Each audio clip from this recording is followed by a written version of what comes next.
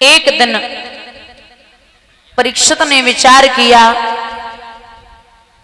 कि हम भी तो देखें मेरे दादा परदादा हमारे लिए क्या रखे गए हैं। तो देखा बुजुर्गों कमरे खोलते जा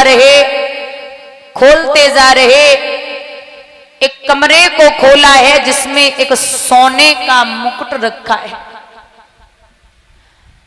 महाराज वो सोने का मुकुट परीक्षित ने जब सिर पे धारण किया, शिकार खेलने के लिए चले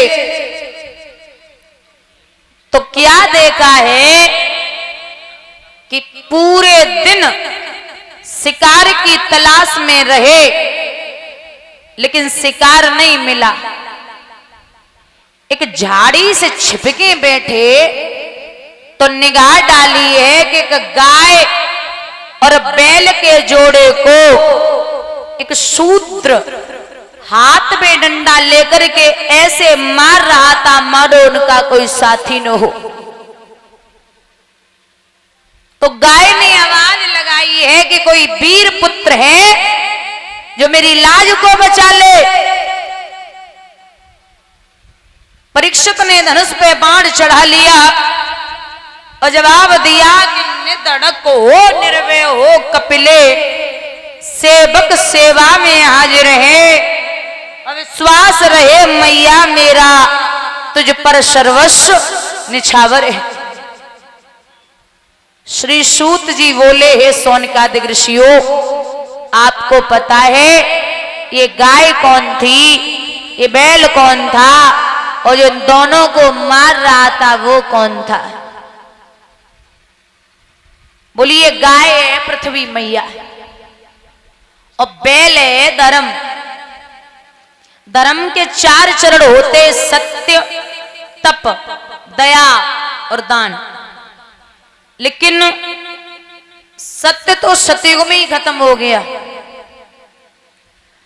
तप त्रेता युग में खत्म हो गया, दया द्वापर में खत्म हो गई और दान की बारी आई तो थोड़े बहुत जो बचो है महाराज वो कलयुग में खत्म है वे वालों है।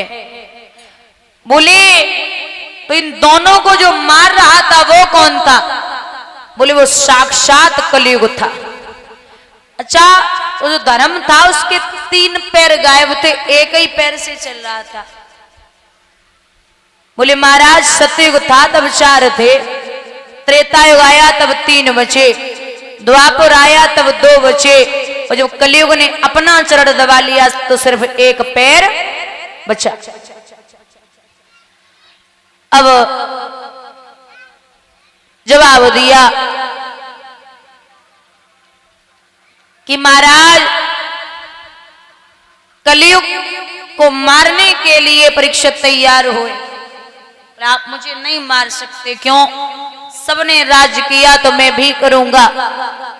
परीक्षित बोले, जा जहां स्त्री संग होता हो वहां तो निवास कर, जहां झूठी गवाही होती हो वहां तो निवास कर, जहां लोग मांस मंदिरा खाते पीते हो वहां तो निवास कर, जहां वेश्याओं का नाच हो रहा हो वहां तो निवास कर। बोले रुको महाराज, कलयुग का अच्छा आदमी तो कहीं नहीं जाएगा। तो बोले जा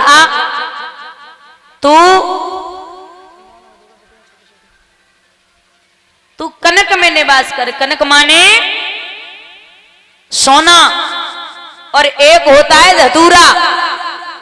कनक कनक ते 100 गुनी, मादिकता अधिकाय और बाग खाए वो रात है और वाह पाए वो राय।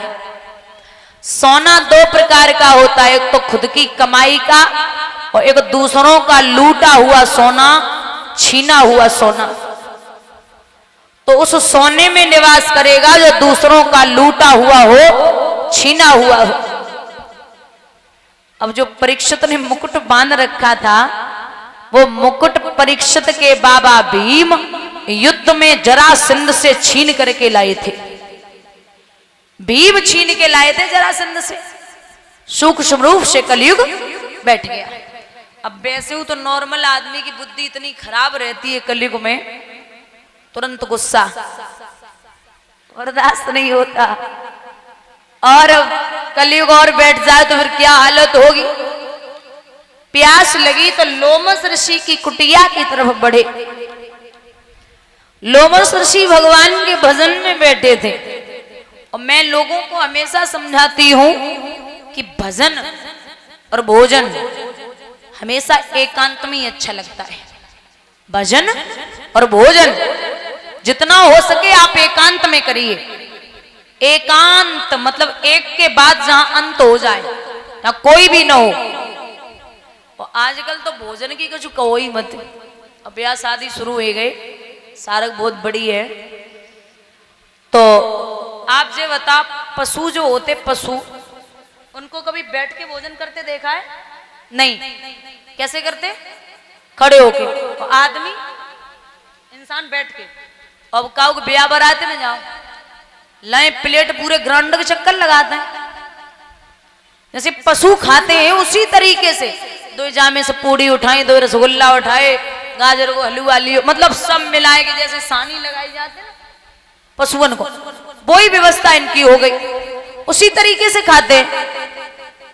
पहले टाइम था, ये तो धर्म का कार्य है, यहाँ नाचना गलत नहीं है, यहाँ आप खूब नाचिए। जहां भागवत में कोई एक बार नाच लिया, उसे 84 लाख योनियों में नाचने की जरूरत नहीं पड़ती। और महाराज पहले एक समय था जब नाचने वाले बाहर के होते थे और खाना बनाने वाले घर के होते थे।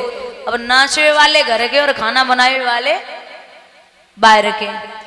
पहले लोग खाते थे घर पे और सोच क्रिया करने बाहर जाते थे।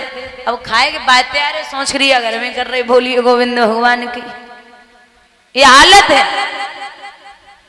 पहले चाहे 10 मंजिल मकान बने हो और चाहे किसी की झोपड़ी हो, लेकिन उस पर लिखा होता था राधे राधे सीताराम, राधे श्याम, चौपाइयां।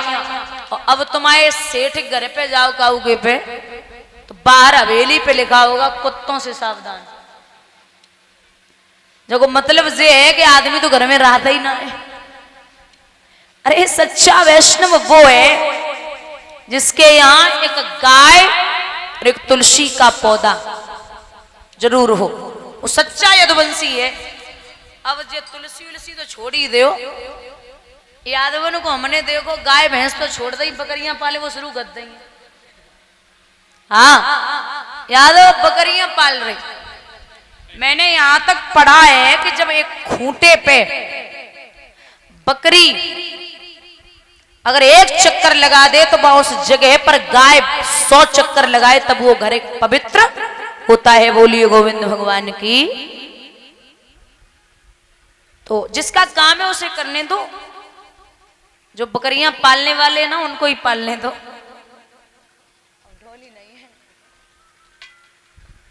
तो आवाज लगाई है महात्मा जी को। विचार किया कि नेत्र बंद करके बैठे।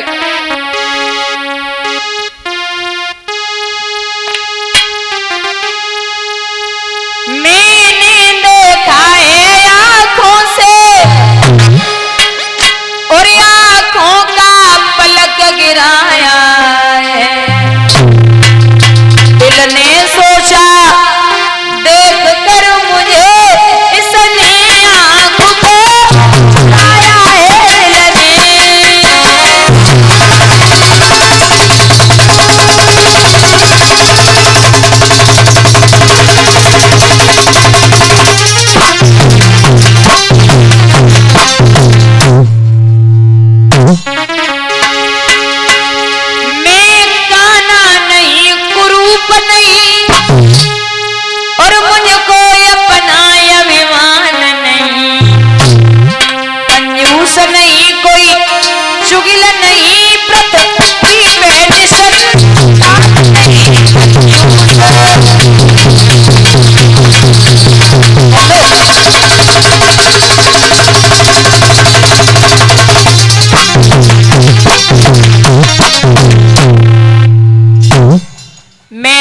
देखा है आंखों से, आंखों का पलक गिराया है, और दिल ने सोचा देख कर मुझे इसने आंख को चुराया है।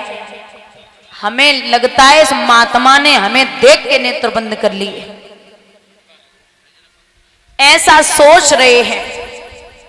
एक तक्षक नाम का महाराज मृतक सर्प पड़ा था, उस सर्प को उठाया और महात्मा के गले में डाल दिया। अपमान किया, स्वयं हस्तिनापुरी के लिए चले आए।